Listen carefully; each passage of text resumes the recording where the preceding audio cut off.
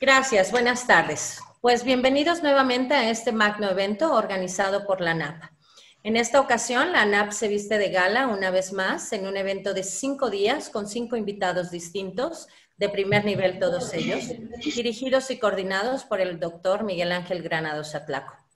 Comenzaremos cada día con la presentación de nuestros invitados y posteriormente arrancamos con un tema distinto, llevados de la mano cada uno de ellos del doctor Granados Atlaco, para después pasar a la acostumbrada sesión de preguntas y respuestas. Intentaremos que cada pregunta que ustedes hagan a través del chat, nosotros podamos responderla, ya sea a través del doctor Granados o bien de nuestros invitados. Les recordamos a todos, por favor, que mantengan su micrófono apagado todo el tiempo para que no se vicie el sonido y podamos tener un evento de calidad. Pues adelante. Vamos a comenzar con la semblanza del doctor Miguel Ángel Granados Atlaco. El doctor Granados cuenta con 4 licenciaturas. Es licenciado en Derecho, titulado con mención honorífica, licenciado en Lengua y Literaturas Hispánicas, licenciado en Ciencias Políticas y Administración Pública, titulado con mención honorífica. Obtuvo en esta carrera la medalla Gabino Barreda por promedio de 10 en la UNAM. Concluyó también la carrera de Filosofía en la Facultad de Filosofía y Letras de la UNAM, obteniendo de nueva cuenta la medalla Gabino Barreda. Estudió la especialidad en Ciencias Penales, maestría y doctorado en la División de Estudios de Posgrado de la Facultad de Derecho de la UNAM, obteniendo los grados correspondientes con mención honorífica, todos ellos. Cuenta con los diplomados en Estudios Parlamentarios en la Facultad de Ciencias Políticas y Sociales de la UNAM, Análisis Político en la Facultad Latinoamericana de Ciencias Sociales y en Educación a Distancia en Derechos Humanos hacia la especialización desde las Ciencias Sociales. Ha sido litigante y abogado postulante desde 1985 con intervalos. Inició su actividad docente en 1983. Imparte cátedra en la Facultad de Derecho de la UNAM a nivel licenciatura desde 1989, contando ya con una antigüedad efectiva de 31 años a la fecha.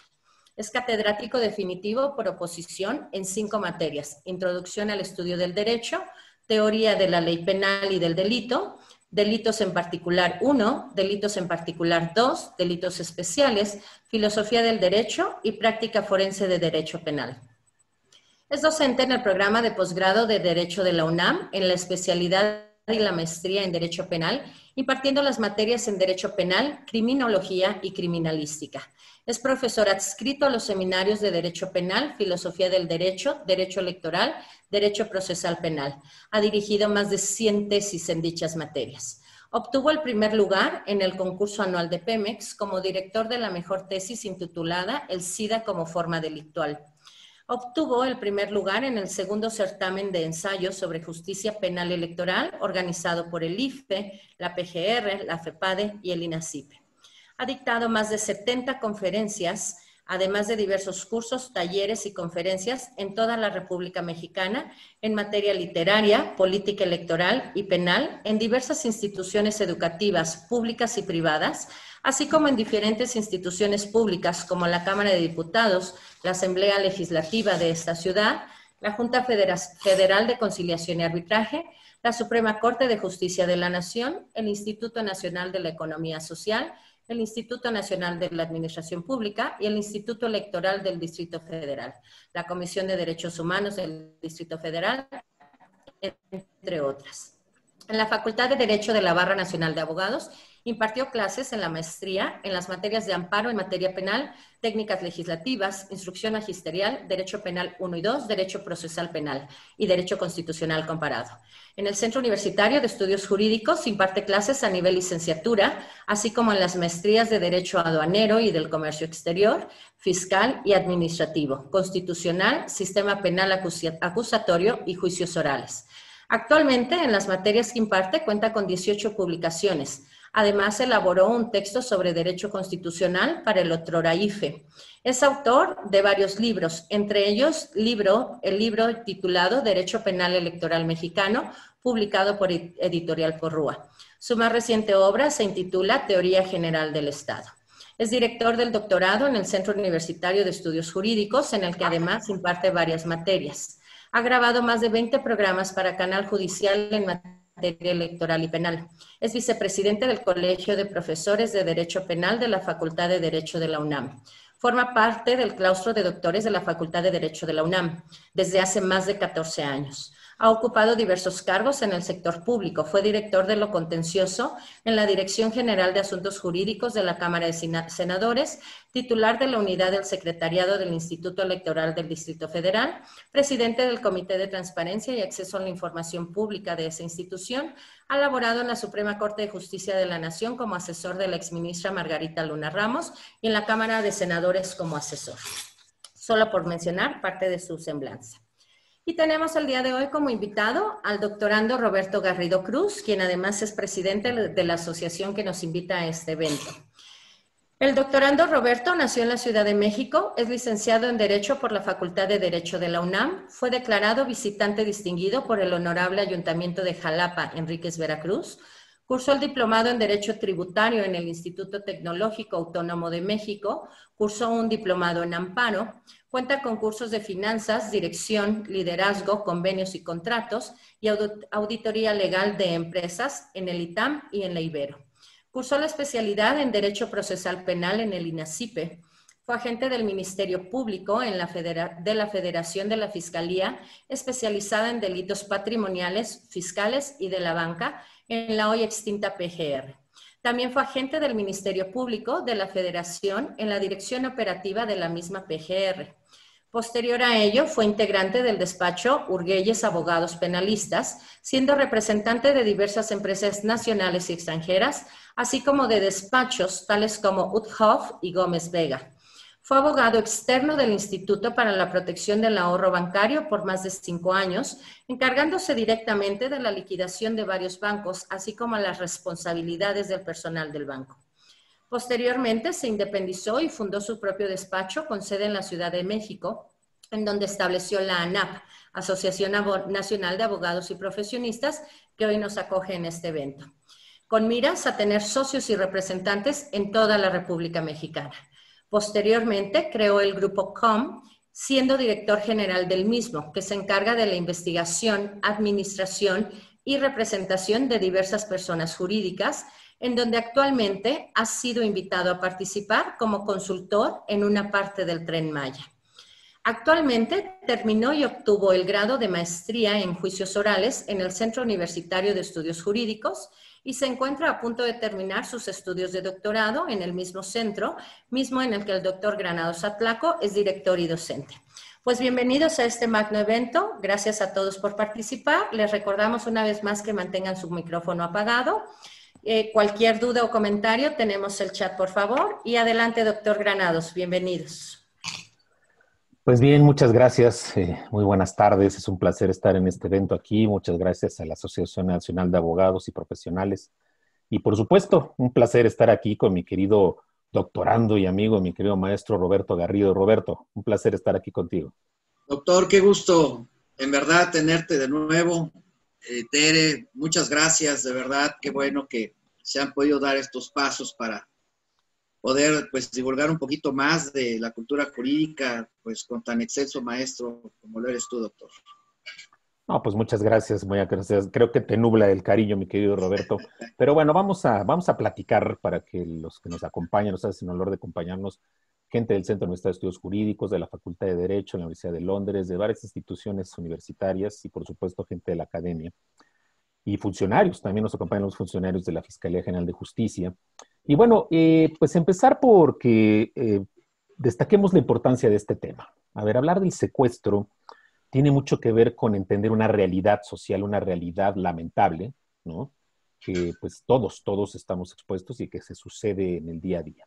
Seguramente que lo que estamos platicando, alguien está sufriendo las secuelas de estas situaciones, alguien está enfrentando este drama familiarmente, Hoy, precisamente antes de iniciar este evento, me hicieron una consulta en materia penal precisamente sobre este tema, ¿no? La posibilidad de por ahí de alguna cuestión de secuestro.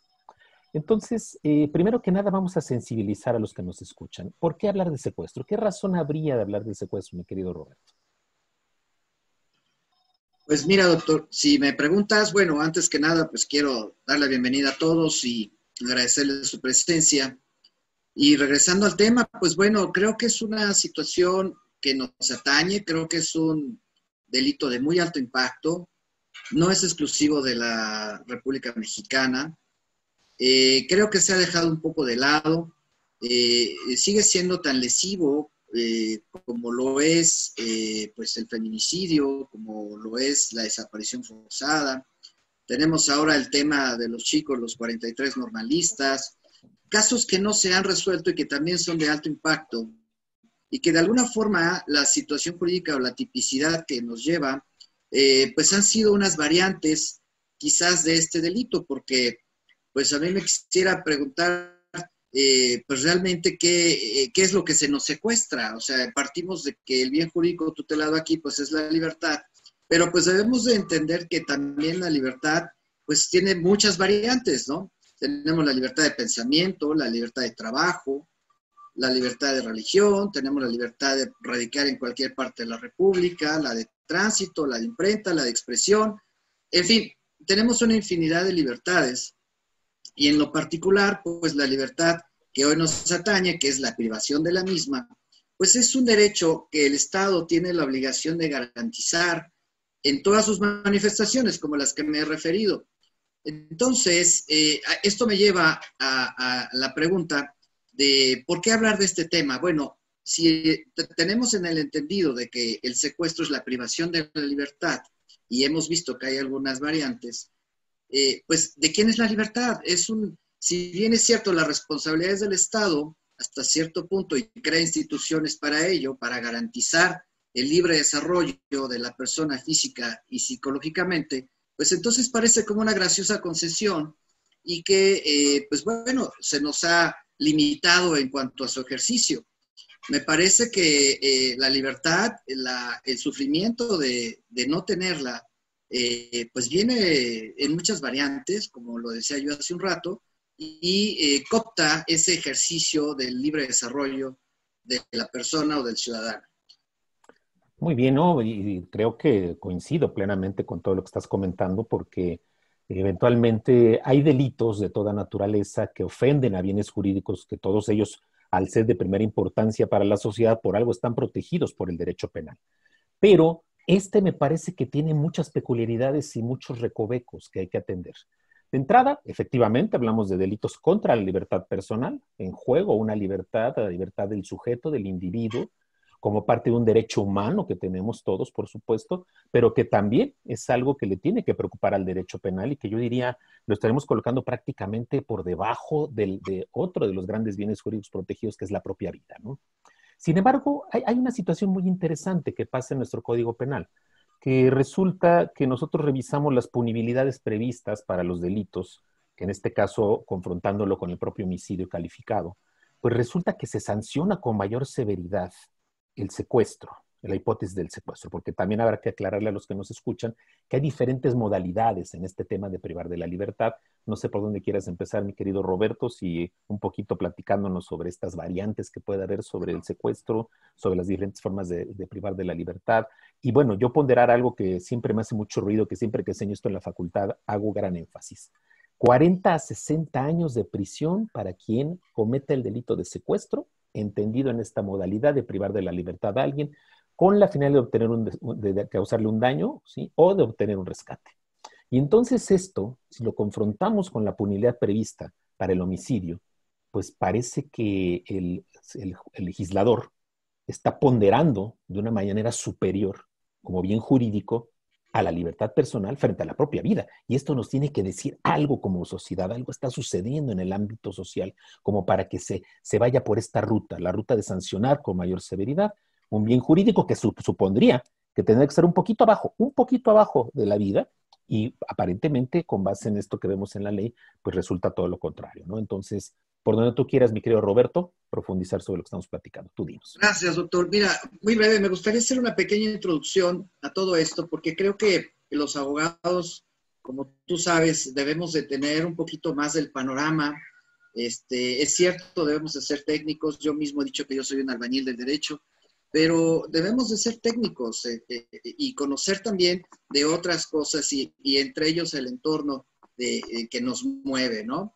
Me gustaría citarte que hay un autor, un director de cine, que tú sabes que a mí me fascina el cine, que se apellida Zizek, y él dice algo muy atinado, que dice que quien quiere conocer a una sociedad, pues tiene que ir al cine, ¿no?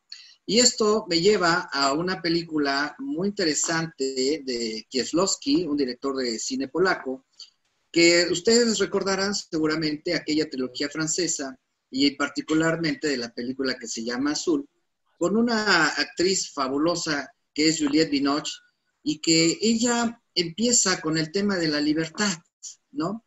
La libertad no en el término del delito que estamos hablando, sino en la libertad personal. ¿En qué momento se obtiene esa libertad? Y esto me regresa al tema original, o cuando yo platicaba acerca de si es una graciosa concesión o no.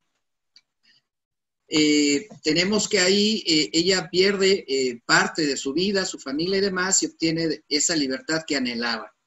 Tenemos otras grandes películas como El cielo sobre Berlín, de Wim Wenders, una película ya muy vieja, y que habla precisamente de unos ángeles que buscan su libertad y renuncian a su eternidad para buscar esa libertad, que es la que tú y yo y todos los que estamos aquí escuchando, pues bueno, la hemos y la tenemos, ¿no? Y bueno, ¿qué decir de la pérdida? Lo contrario, o de aquel que limita la libertad, pues tenemos a Kubrick con Naranja Mecánica, que el perfil del delincuente, ¿no?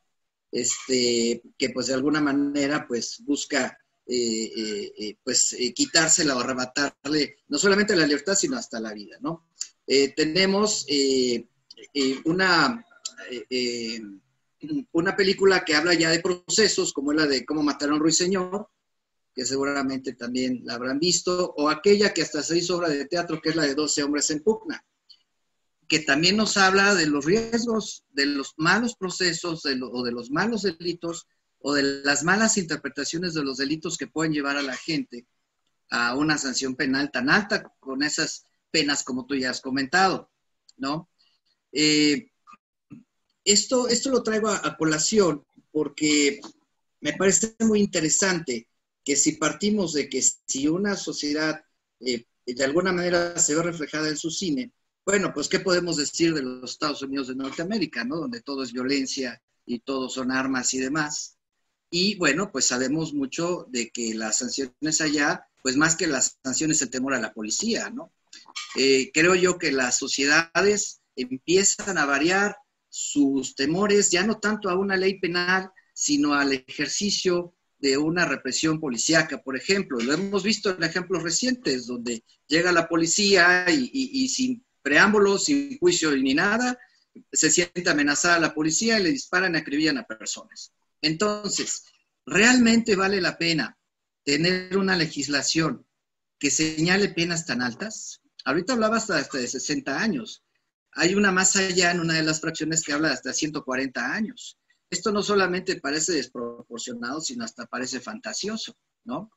Entonces, creo que si vamos viendo este tipo de analogías, nos vamos encontrando con que la libertad es un derecho humano, sí es cierto, pero si bien es cierto que también puede restringirse con apego a los mandatos de la autoridad, ya sea de forma administrativa o judicial, pues tiene que ser de una forma más realista, ¿no?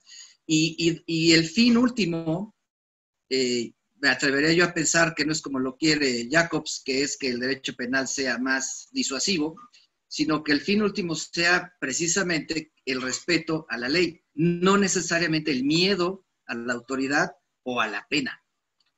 No sé si más o menos por ahí parezca contestar a tu pregunta, doctor. No, claro, me parece muy interesante estas referencias y me hiciste pensar en muchas otras manifestaciones artísticas, tanto en el ámbito del cine como del teatro, y hasta incluso de películas que pudieran parecer melosas, ¿no? Me vino a la mente City of Angels, que en español me parece que le pusieron un ángel caído, algo así por el estilo, donde él curiosamente sacrifica la eternidad por el amor, y es una forma de la Esa, libertad, ¿no? Es una forma del ejercicio de la libertad, ¿no? es Prefiero correcto. esto a una eternidad de, que a lo mejor no va a sonar aburrida, ¿no?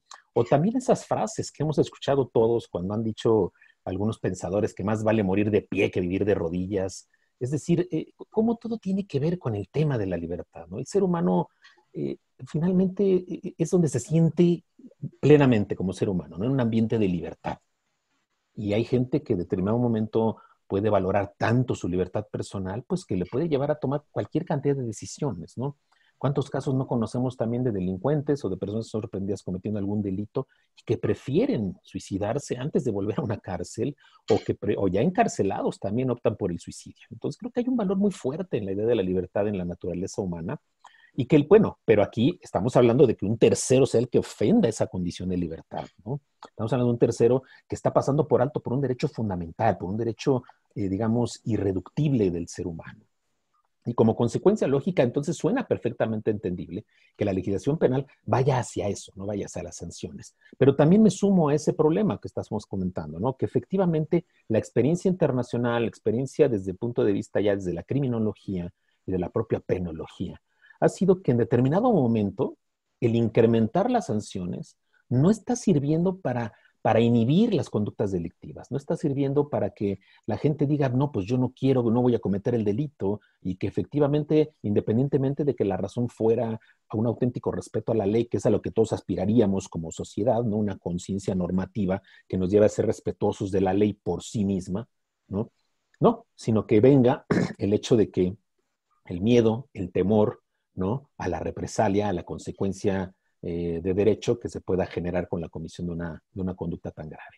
Y bueno, pues creo que todas esas evocaciones son maravillosas. Me parece que los alumnos y los quienes nos escuchan podrán tener esa sensibilidad para identificar cómo esto que nos afirmabas de la trascendencia de lo social al plano del arte, al plano del séptimo arte que es el cine, y cómo el cine nos ofrece muchas alternativas para ir conociendo esto, y sobre todo también para poder ilustrar un tema tan delicado como este, ¿no?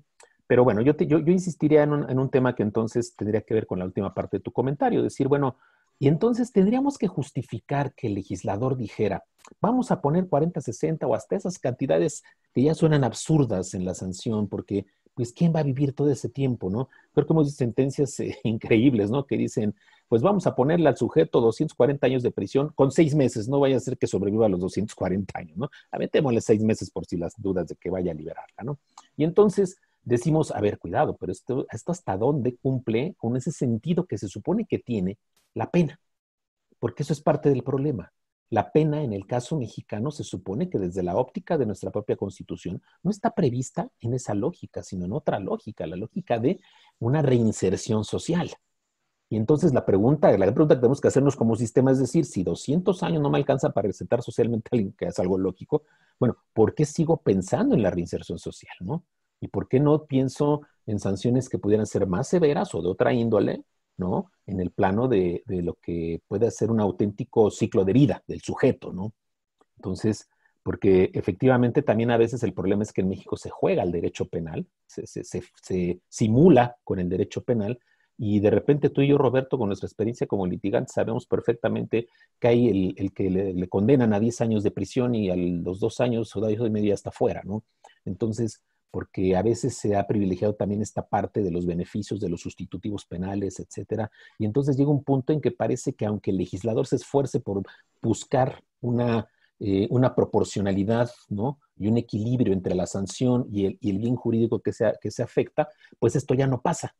¿Por qué? Pues porque el juzgador viene y desordena lo que trata de poner el legislador en blanco y negro, ¿no?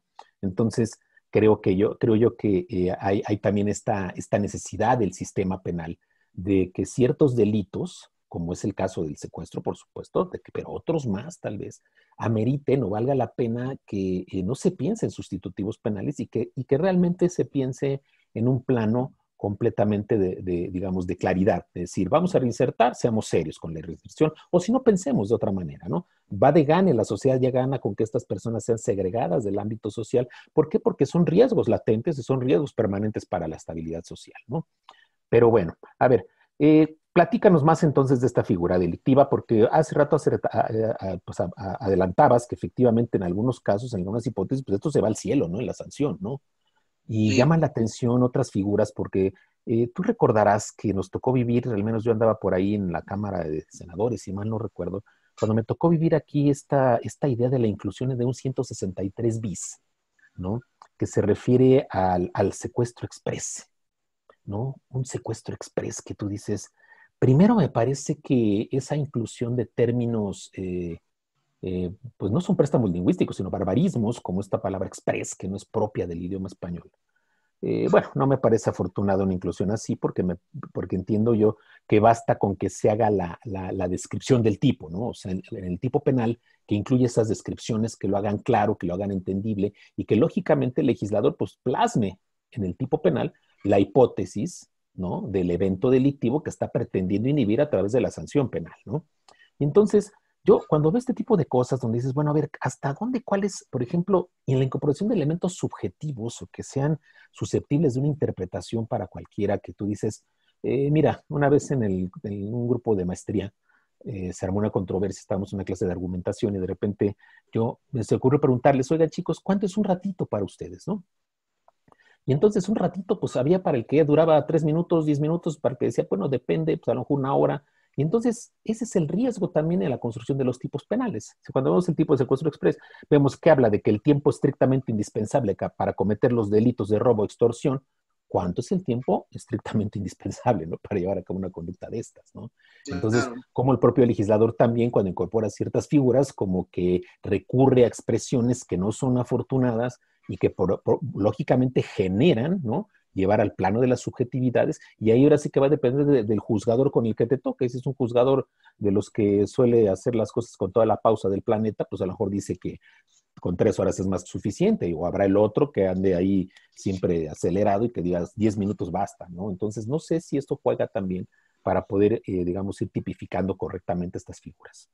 Pero, bueno, pues platícanos de la hipótesis de rescate, beneficio económico, cómo podemos entender el beneficio económico, cómo podemos entender la idea del rescate, cómo podemos entender eso de causarle un daño a alguien, es decir, porque cambia completamente la dimensión del secuestro, ¿no? No es lo privar de la libertad a alguien en general, que eso Sí. lógicamente nos lleva a las figuras atenuadas, en donde las sanciones van de 6 meses a 3 años de prisión, por eso el hecho de privar de la libertad a alguien, pero cuando ya lo haces con una finalidad muy particularizada, digo, se exponencia, ¿no? Se eleva de forma superlativa la sanción, la posible sanción, y entonces eso es de mucho llamar la atención.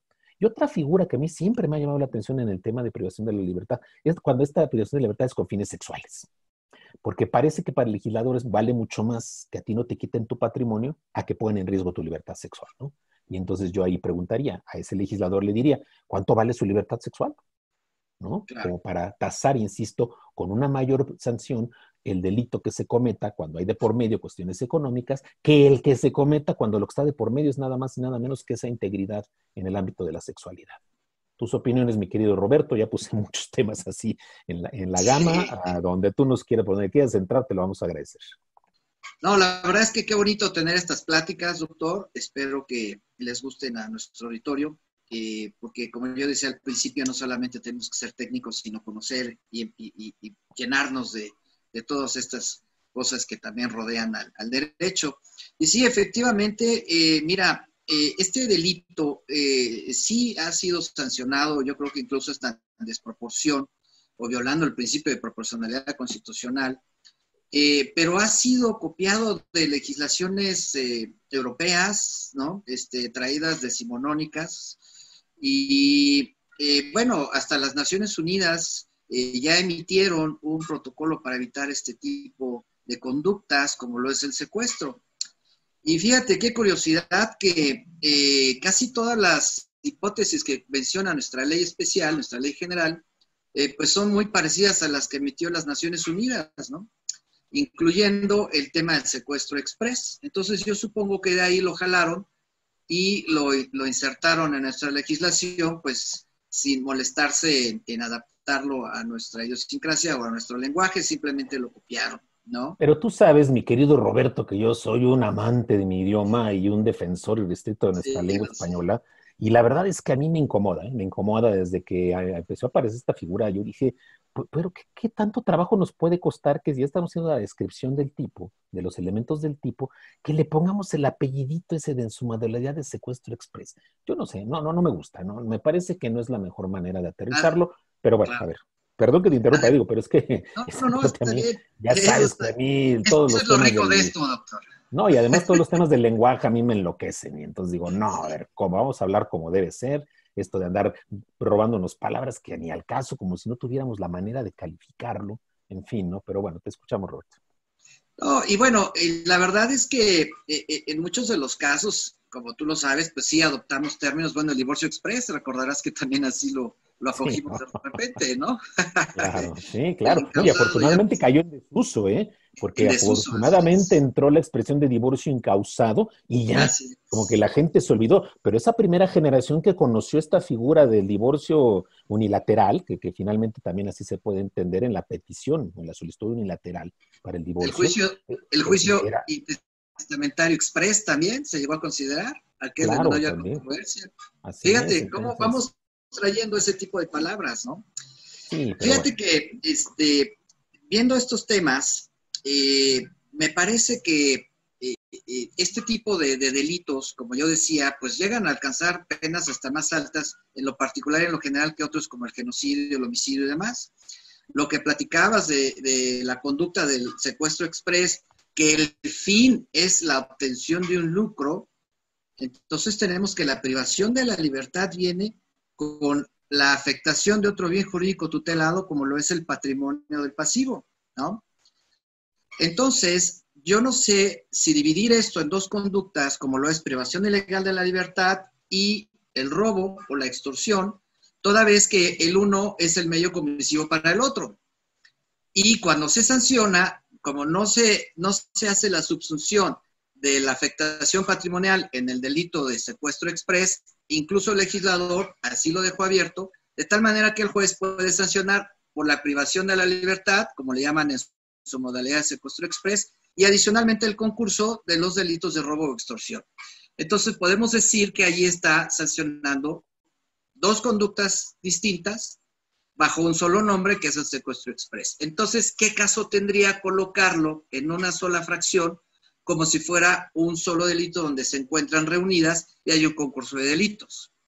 Me parece que ahí copiamos tal cual y lo dejamos con esa laguna y que pues se lo dejamos o se lo dejaron o nos lo dejaron a los litigantes para que nos hiciéramos camotes ahí con la corte o con los jueces, ¿no?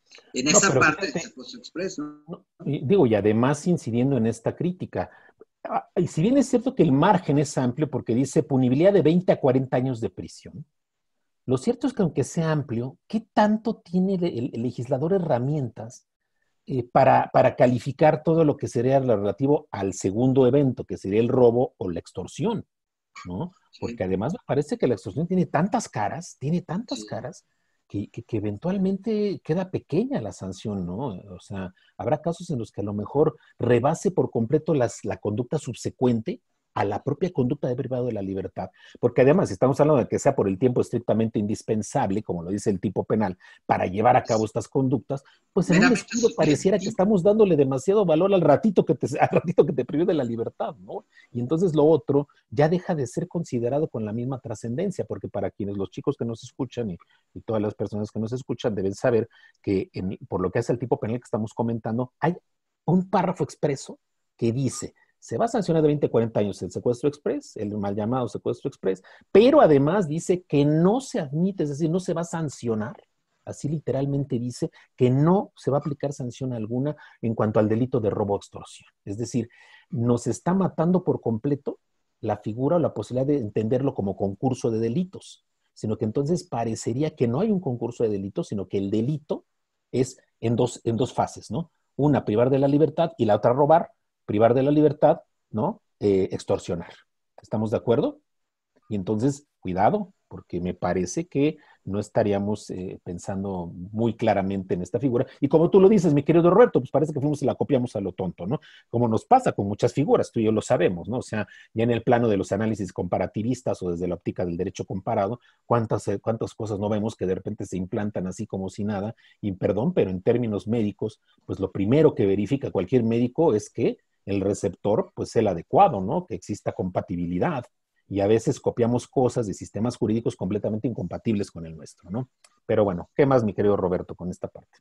Sí, efectivamente, pero esto va respondiendo a temas sociales, ¿no? De alguna manera, pues sabemos que las noticias se llenaban de gozo propalando que todos los días en un taxi hacían el secuestro express y demás. Y entonces la creación o aplicación de esta nueva figura jurídica, pues es como resultado de la presión social que existía en ese momento, ¿no? Y bueno, pues se bajó de los propósitos de las Naciones Unidas, y bueno, se trajo directamente para acá.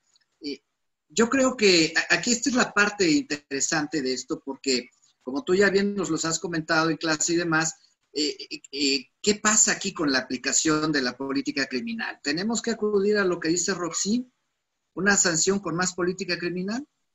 ¿O tenemos que ser más enérgicos? Y nos regresamos al tema de Alexi, ¿no? El funcionalismo social. Y ahora estaba yo enterándome por ahí que viene ahora un funcionalismo realista, que dejemos el ius positivismo a un ius realismo. Es decir, acoplar nuestras figuras jurídicas a los eventos sociales. Si está sucediendo esto, entonces hagamos un delito para eso. Pero como siempre el derecho va a la saga de los cambios sociales, ¿no? Claro. No pasa solamente con eso.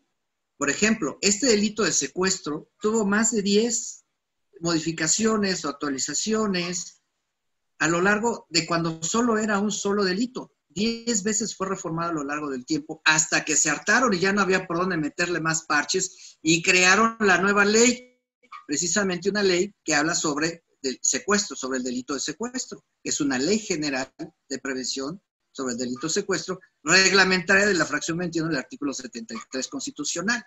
Esto es, le dejan precisamente al Ejecutivo la oportunidad a través del Congreso de poder legislar en esta materia. Es decir, ya rebasa cualquier límite de policía, de investigación, de ciencia jurídica y se lo deja directamente al Ejecutivo para que él haga la propuesta y lo lleve a una ley especial, en este caso una ley general. ¿Qué sucede? Pues nos dejan, borran ese artículo, el 366 y 3 y tantos del Código Penal que existía antes, y lo llevan a una ley especial, como lo han hecho con otras nuevas leyes, la ley de trata de personas, la ley de tráfico de infantes, la desaparición forzada, que es de las últimas que ha habido, precisamente con motivo de la que yo hablaba de los chicos de los 43, ¿no? Y entonces vamos creando leyes para poner la etiqueta de los sujetos activos del delito, ¿no? Que sea servidor público o que sea cualquier persona, ¿sí? Que sea de resultado formal, de resultado material. Y entonces, pues vamos a seguir creando leyes especiales o generales en base a nuevos delitos o a nuevas conductas sociales que afectan directamente a una cierta comunidad, a un cierto espacio de tiempo, ¿no? Y creo que, pues, el Código Penal, pues, se va quedando solo como decía Zaffaroni, ¿no? Decía que los 10 mandamientos es el primer código de regulación que existe y el Código Penal pues se va a quedar como los 10 mandamientos, ¿no? Porque nada más lo vamos a ver ahí de vez en cuando, pero ya todo va a tener una regulación específica. Ahora, y eso es en la parte sustantiva, mi querido Roberto, pero ahora viene el otro problema, que es la parte adjetiva, que en determinado momento también en mi apreciación con ese excesivo garantismo hacia que hemos transitado, pues ya de repente también se convierte en muy difícil la configuración de los temas delictivos. Cuando el fiscal general de la República empezó a hablar del tema de cómo veía dificultad en la conformación de un delito como el feminicidio en su momento, no le faltaba razón por lo que hace a la norma procesal, no a la norma sustantiva, que ahí no estoy de acuerdo con él. O sea, sí está bien que existan figuras de cierta naturaleza, ya habrá oportunidad de platicar también de esto en alguna de las jornadas de esta semana, pero me refiero a que debe preocuparnos también que si bien es cierto que hay un esquema muy importante de privilegio y de preponderancia de los derechos humanos, esto también ha derivado en que el sistema penal se ha tambaleado. Y yo no sé qué percepción haya socialmente hablando en el sentido de qué tanto está cumpliendo su función el derecho penal, en la medida en que también está sufriendo esta suerte de acotamientos, insisto, no solo de la óptica de los derechos humanos, sino también en el ámbito procesal, que ha llevado a que pues prácticamente se convierte en un ejercicio muy complejo en el que las propias fiscalías han tenido miedo de ir hacia, digamos, atreverse a judicializar, a llevar ante un juez, y no solo porque lógicamente los agarraron con el pie en el estribo en la reforma penal, sino porque también, insisto, ¿no? Los jueces, todos los jueces se la han creído mucho por el lado garantista, por el lado protector, y me parece que hemos caído en exceso. Entonces, si hacemos esta suma, es una suma explosiva, ¿no?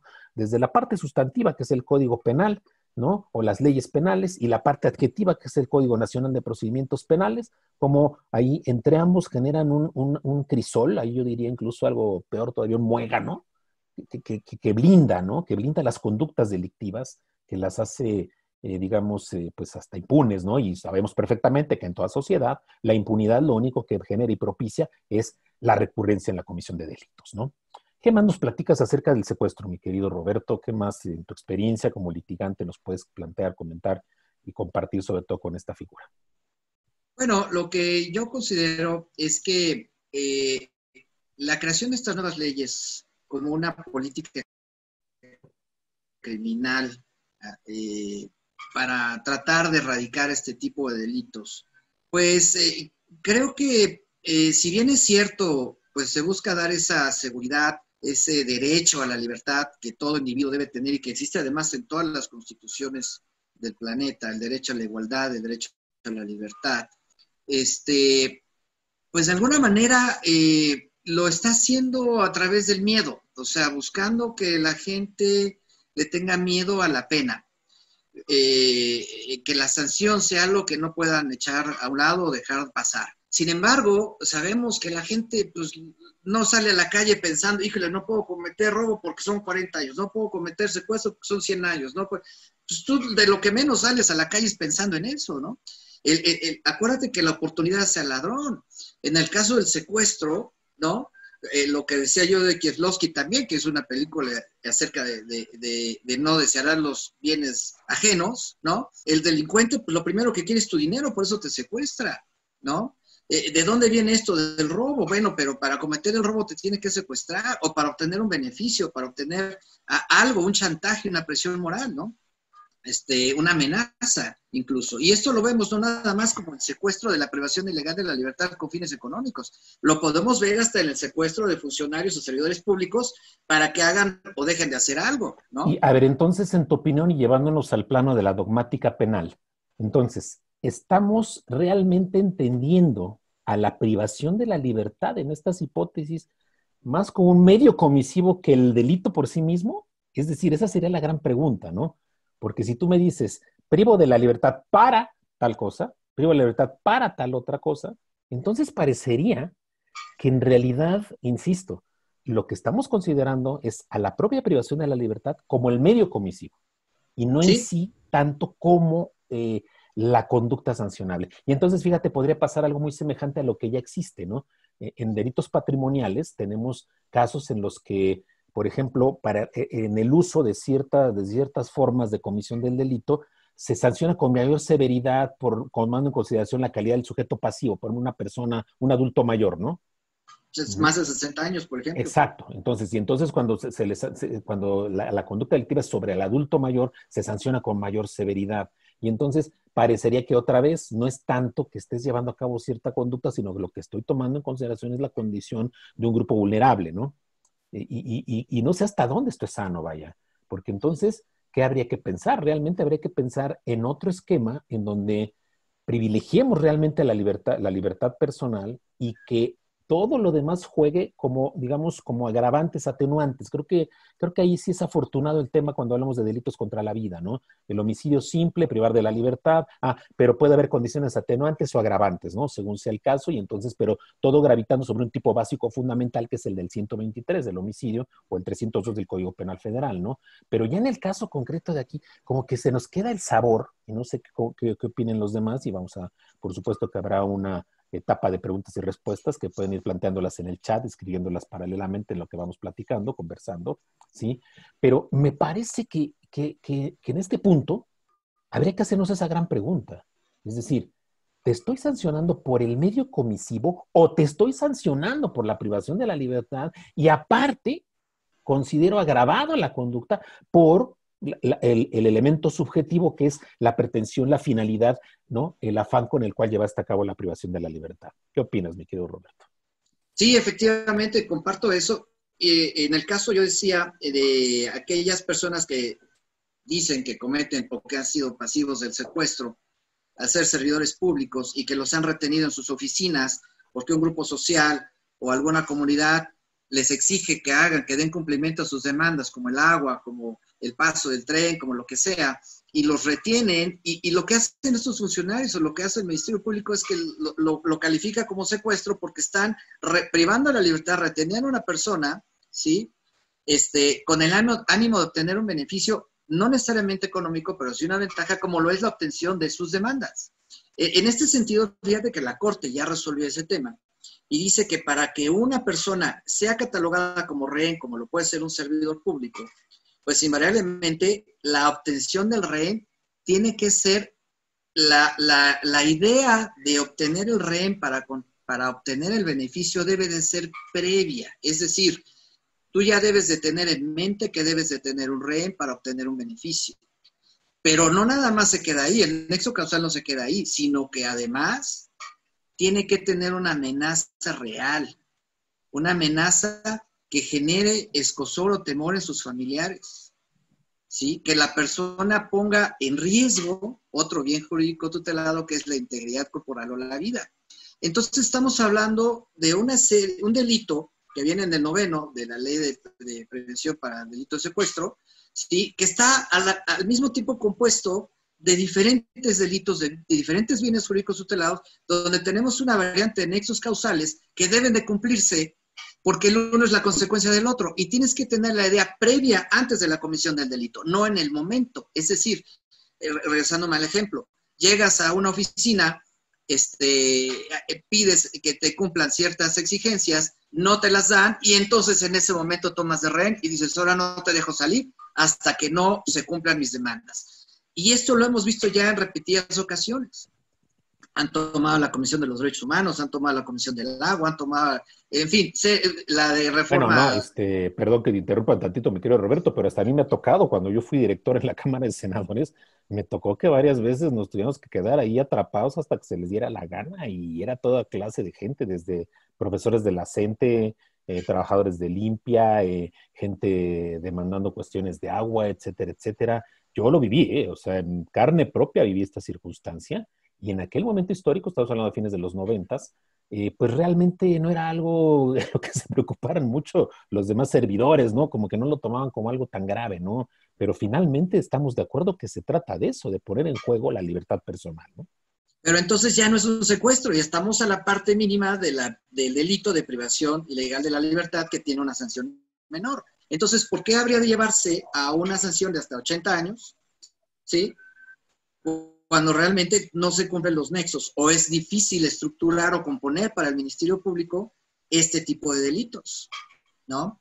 Entonces, más bien parece algo de buenas intenciones, ¿sí? Donde como primer elemento del delito dejan a la privación ilegal de la libertad, pero efectivamente, como en el fraude con contratos, es el medio comisivo para, porque incluso algunas de las fracciones así lo dicen. La primera del 9º, en la letra A, señala esto, ¿no? Al que prive de la vida para la obtención de un lucro. Entonces ya tenemos que el uno es la consecuencia del otro, ¿no? Sí, o sea, se pondera el propósito, ¿no? Es lo que habíamos dicho, ¿no? O sea, ¿qué marca vamos a decirlo así, ¿cuál es el tronco de todos estos delitos?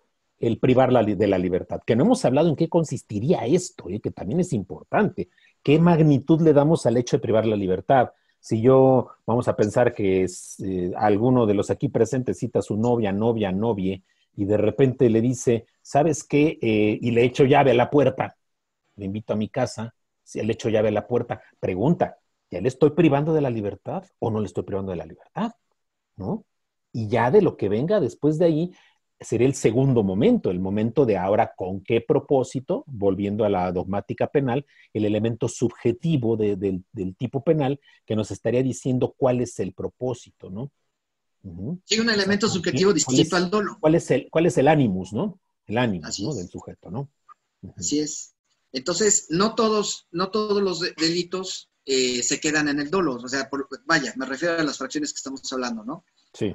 Sino que sigue teniendo un elemento subjetivo distinto al dolo para la obtención de un lucro, para evitar que una persona bajo amenaza, con miedo o riesgo de su vida, de su integridad, se puso o no se puso en riesgo su integridad, se puso o no se puso en riesgo su capacidad física, ¿no? Porque hay una fracción que incluso dice eso, un inciso, que dice que se podrá hacer un agravante en el momento en que se cause la lesión, y señala qué tipo de lesiones, ¿no? La cercenación de miembros, pérdida de órganos, pérdida auditiva, etcétera, etcétera, y esto va aumentando. Y en el caso de la pérdida de la vida, que es la última, pues deja abierto, porque lo lleva al horizonte de que la persona que haya sido privada de su libertad muera por omisión, ¿sí? Ya sea porque haya tenido una enfermedad y que no haya sido prevista por el secuestrador, o sea, el secuestrador no tenía su historial médico, y entonces resulta ser que se lo lleva, y a la persona secuestrada pues necesitaba unas píldoras de no sé qué porque está mal del corazón, y entonces hay una omisión y se muere. No, pero esa parte me encanta, porque eventualmente vamos a pensar que ahorita a alguien se le ocurre secuestrar a una persona con COVID, ¿no? Y resulta que no busca la atención que deba tener la persona. Bueno, pues eso, perdón, pero ¿en cuál de los 4 millones de universos paralelos sucede que el que ve secuestra a alguien le pregunta, oiga, por cierto, ¿y sus pastillitas sí las trae o no las trae, no? Entonces, ahí por ellas, es parte ¿no? de un problema, no sé, vaya, o sea, efectivamente es claro el nexo causal, ¿no? Es decir, es perfectamente claro que si el sujeto fallece a causa precisamente del hecho de haber sido privado de la libertad, bueno, me parece clarísimo el nexo causal, ¿no? Pero también me parece muy cuesta arriba que el sujeto, no sé, vaya, no, yo no me imagino como si fuera un encuestador del INEGI o como si fuera la persona de primera respuesta, el primer respondiente, o si se tratara, no sé, de la enfermera que te inicia tu ficha médica cuando vas a una consulta por primera vez, ¿no? Y te empieza a preguntar, oiga, ¿y tiene usted eso? Yo lo veo muy cuesta arriba, perdón que lo maneje un poquito así de esta forma, pero me parece que no es la mejor manera de manejarlo. O sea, Sí. de nuevo el legislador se pone creativo y no entiende que curiosamente puede haber esos recovecos, ¿no? A favor del que comete el delito, porque finalmente también los que hemos fungido como defensores privados o defensores particulares, pues finalmente uno en su ejercicio interpretativo de la ley penal busca, ¿no? Busca por dónde puede ser que esto genere una interpretación adecuada a los intereses de quien representamos, ¿no? Claro, siendo selectivos también, ¿verdad? Porque, bueno, yo me cuesta arriba que me quedo Roberto y obviamente su servidor y puedo hablar por mi amigo Roberto, pues no vamos a andar defendiendo a toda esta gama de señores pillos que forman ya todo un ejército de delincuencia organizada, ¿no? Para estos temas. Pero no falta quien, por supuesto, y entonces el legislador debe ser muy cauteloso y debe cuidar mucho estos recovecos legales, ¿no?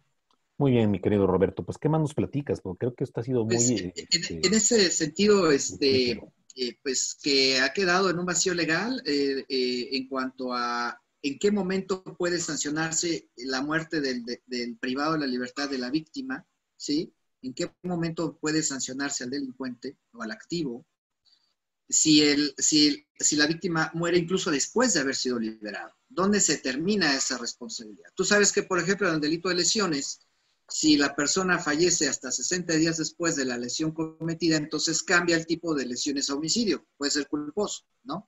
Uh-huh. Pero aquí en este plano, pues nada más dice que fallezca incluso después de haber sido liberado. Bueno, ¿y si se murió por un ataque al corazón? ¿Y si se murió por muerte natural?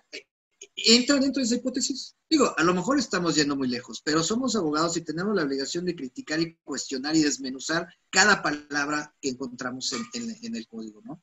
Esa es nuestra ¿Por qué función. otra vez el uso de elementos, el uso de conceptos que son por sí mismos subjetivos? El momento en que te dice durante o después de su cautiverio, bueno, una vez que queda liberado por la causa que sea, se elimina el cautiverio, ¿no? Ahora, ¿qué lapso posterior al cautiverio? Porque después es cualquier momento que transcurra de que quede en libertad el sujeto. Y entonces ya no tenemos un parámetro claro de hasta dónde se podría extender esta agravante, que no es menor, 50 a 100 años de prisión, o sea, perdón, digo, no hay quien los vaya a vivir definitivamente, pero lógicamente yo entiendo el fondo de esto, ¿no? Sancionar con severidad para inhibirlo, que ya dijimos fuerte y quedito, que a veces de nada sirve, porque finalmente esto no es suficiente para inhibir de esta clase de conductas, ¿no? Mi querido Roberto. No, y luego, por ejemplo, como agravante dice, si es cometido el delito en camino público o lugar desprotegido o solitario, pues regularmente, ¿dónde lo van a encontrar? Pues en la calle, ¿no?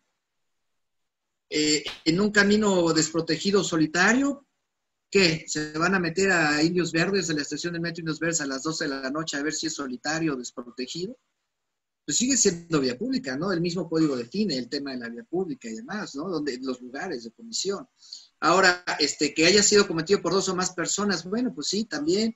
Que sea con violencia, pues regularmente este tipo de delitos son con violencia. A nadie se le invita a ser secuestrado, hasta donde yo recuerde, ¿no? Sí, claro, físico-moral, pero hay violencia necesariamente, no hay otra forma, ¿no? Ya sea, me encanta porque ahorita me hiciste recordar estas escenas que platican las personas cuando se suben los sujetos a la micro o al pecero, ¿no? Y dicen que no te vienen a robar, ¿verdad? Pero que pues que te invitan a que cooperes, ¿no? Porque pues porque te podrían acabas robar. de la cárcel, ¿no? Pero hoy no es su intención, ¿no? Sí, pero el fondo es ese, finalmente, si te das cuenta, Una porque amenaza. es una manera de extorsión, ¿no? O sea, no te voy a asaltar, a menos que te caigas, ¿no? Y entonces, de alguna forma, me parece que es parte otra vez del problema que vemos en los tipos penales, ¿no? O sea, como de alguna manera, también en el caso de privar de la libertad, pues bueno, es que a mí que alguien me platique una manera en la que tú prives de la libertad al otro de una manera tan tersa que el otro ni siquiera se sienta coaccionado, ¿no?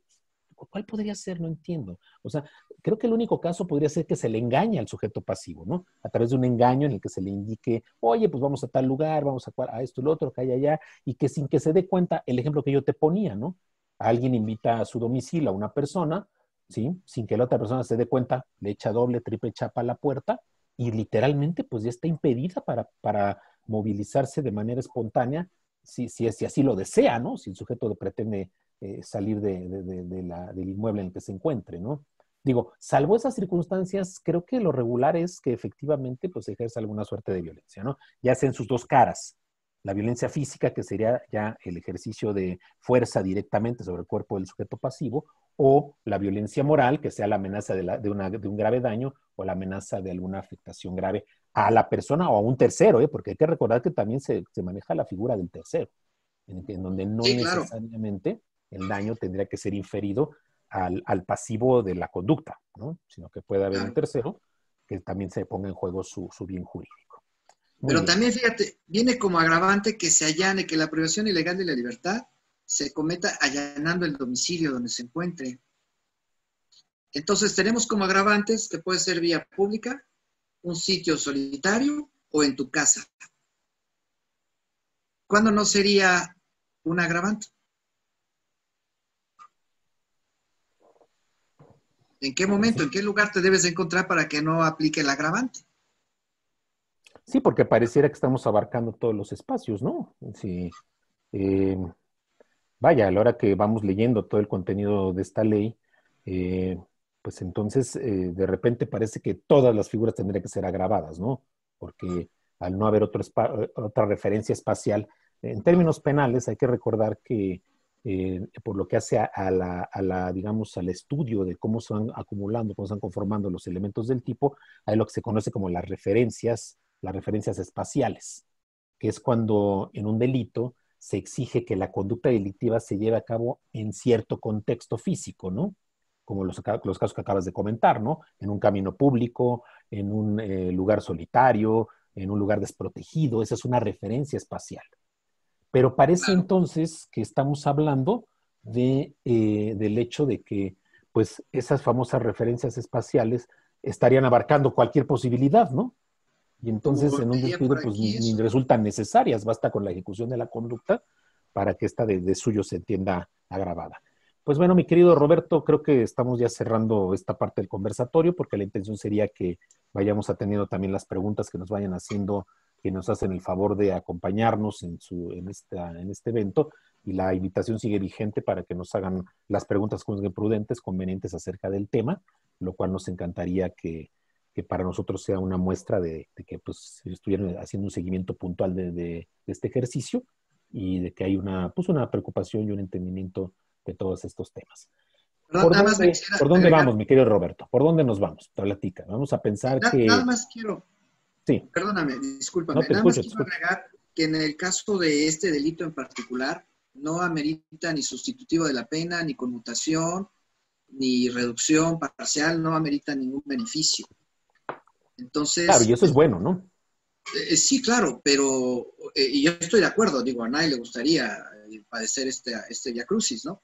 Pero pues yo quisiera recordarte, por ejemplo, el caso último de Cassés, ¿no? Todo lo que sucedió y todos nuestros ilustres miembros de las fuerzas policíacas que pues parece ser que llevaron a todo esto, hasta Volpi lo dice en su libro de Noticia Criminal. Y pues, ¿en dónde dejas a esta gente, no? Pero bueno, es un comentario ahí a pie de página y nada, con eso concluyo mi exposición. Claro, sí, no, y bueno, me hiciste recordar mis años de maestro de secundaria, porque este hombre al que acusan, Israel Vallarta, fue mi alumno en secundaria. En 1984 fue mi alumno en la secundaria, y sin el ánimo de adoptar actitudes premonitorias o de adivinación, lo real es que el chico era realmente un desastre en la escuela. De hecho, abandonó la escuela, hizo el primer año y ya no siguió estudiando. Y bueno, pues en fin, creo que esto nos lleva a un plano que tal vez valdría la pena después en algún otro evento trabajar, que es la parte de los perfiles criminológicos, la parte de cómo se genera la etiología del delincuente, de las conductas delictivas, de lo que tú sabes mucho, por supuesto, y que, bueno, ojalá ya nos generemos otra vez un espacio para esos temas. Bien, pues creo que con esto podemos dar por terminada la parte del conversatorio, en donde pues creo que mi querido amigo, el maestro y doctorando Roberto Garrido, ha dejado una muestra clarísima de su amplio conocimiento sobre este tema, y pues bueno, su servidor únicamente apuntando algunas cuestiones asociadas al mismo, ¿no? Y pues no sé, le cedo el uso de la palabra a nuestra conductora para efecto de que si tenemos por ahí algo más que trabajar, con todo gusto lo hacemos. Adelante. Muchas gracias, doctor. No, aún no tenemos preguntas. Alguien apuntaba únicamente en el caso que planteaba el maestro Roberto, que ponía sobre la mesa, donde decía, bueno, ¿en qué otro espacio nos queda? Nos hacían el comentario que las partes que se excluyen o que no se mencionan, pues podría ser en casa de un tercero o en un avión, ¿no? Pensando en esto. Sí, bueno, a ver, es que en materia penal hay que ponerse muy creativos, ¿no? O sea, efectivamente, siempre va a ser muy claro lo siguiente. Al legislador nunca le va a alcanzar la imaginación. Y siempre la realidad supera a la fantasía y a la ficción, eso nos debe quedar claro, ¿no? Y cómo también esto es de verdad muy complicado en muchas ocasiones. Pero precisamente esa es la razón de lo que también a veces, si nosotros si nos ponemos creativos, ¿no? Y ponemos a hacer elucubraciones en cuanto a cómo se van conformando los tipos penales, pues en muchas ocasiones lo que vamos a encontrar es que sería preferible que el legislador no fuera tan puntual en algunos aspectos y que fuera más amplio, ¿no? Y que si va a pensar en un agravante, porque yo pensaría, y le diría yo al buen Iván, que aquí lo tengo en la imagen, le diría, imagínate una situación efectivamente en la que sucede en el avión. Primero estamos hablando de zonas federales. Claro, y es un lugar de mayor vulnerabilidad para todo mundo, por supuesto, ¿no? Porque ahora sí que en el avión, ¿cómo te sales, no? Digo, perdón, lo más que puedes hacer es encerrarte en el baño y ensayar con el flush a ver si bueno, escondes por ahí. Secuestro aéreo, ¿no? Sí, entonces por eso digo, me parece que este es un tema muy delicado, que ojalá el legislador reaccionara tantito y que pensara en que a veces el hecho de ser tan casuístico le lleva al problema de la aplicabilidad, ¿no? De la aplicabilidad. Que también, pues habrá quien diga, bueno, es que el principio constitucional del 14, nullum crimen sine legem, nullum poena sine legem, y que la exacta aplicación de la ley penal, Sí, por eso, porque queremos hacer una aplicación exacta, también tenemos que ser muy cautelosos de cuando entramos un casuismo que se nos puede revertir, se nos puede voltear, ¿no? Entonces, pues ahí, con mucho cuidado. ¿Qué más? Veo que ya están anotando algunas Roberto, cosas. ¿ibas a hacer algún otro comentario, por favor? Bueno, sí, nada más que efectivamente, como bien lo dice el doctor, nos faltan palabras para poder definir todas las conductas, ¿no? Hay que recordar, por ejemplo, la ley de extinción de dominio, que tiene todo un catálogo de conductas que dice en qué casos se puede extinguir un dominio, ¿no? Y todos los verbos que aparecen allí. Nuestras leyes sí tienen algunos verbos, pero tienen muchos sustantivos, muchas partes que nos dejan un espacio abierto. Por allí vi que alguien mencionó que por qué legisladores descuidaron esta parte. Bueno, sí, efectivamente se copia mucho del derecho extranjero, y esto viene más ahora con la iniciativa de Mérida, que tú sabes que ya los Estados Unidos quieren imponer un código penal único para toda América Latina. Y en particular este delito, pues lo van a llevar a sus elementos sustanciales, como lo hicieron en su momento con ciertos delitos, al mencionar la famosa conspiración. Ahora ya todo el mundo en Estados Unidos tiene un pie en la cárcel porque puede conspirar para lo que sea. ¿Y cómo definimos conspiración, no? Entonces, sí, efectivamente tenemos ahí tanto un problema de semántica como un problema de ideología, como un problema de cultura y, bueno, de adaptación de las normas, ¿no? Yo quisiera agregar eso. Y algo que me preocupa mucho, doctor, y por ahí lo leí en el transitorio, en el 11º transitorio, 11º, dice que el Congreso podrá facultar tanto a las víctimas como a los ofendidos para ejercer la acción penal de secuestro ante la autoridad judicial. Entonces ya vamos a dejar esa parte como lo que ya existe ahorita del ejercicio de la acción privada. Dice que cuando se expida la ley. ¿Qué quiere decir esto? Que ahora ya lo vamos a dejar en manos de no sé quién. Vamos a hacer los despachos, aquellos que hagamos el trabajo del Ministerio Público. Vamos a investigar, vamos a llegar al Estado policial, el derecho penal del enemigo. ¿Cómo le vamos a hacer si no tenemos esas facultades que la misma ley para prevenir el delito de secuestro sí las contiene, ¿no? Sí, claro, me parece que es algo que también representa una complejidad terrible y que pone de manifiesto la soltura con la que se legisla y que tiene mucho que ver con una pregunta que están planteando, que ahorita nos van a hacer favor de dar lectura, pero hay varias. Una de ellas que sí necesito contestar porque es mediante mensaje directo a un servidor, es el hecho de cómo se sanciona cuando se trata de el delito con fines sexuales. Bueno, está previsto en la legislación de la Ciudad de México de 4 a 7 años de prisión. El antecedente que existía de este delito es lo que se llamaba entonces el rapto. Pero el rapto era muy focalizado. El sujeto pasivo era la mujer invariablemente y era con una de las dos finalidades. La finalidad de casarse con la persona o de llevar a cabo un acto sexual con ella, ¿no? Hoy se reduce al tema del acto sexual y aquí era mi crítica, efectivamente, como en el anterior momento para el juzgador es más valioso que alguien atente contra mi patrimonio que alguien que pretenda atentar contra mi libertad sexual. Y voy a poner un ejemplo y un escenario dramático.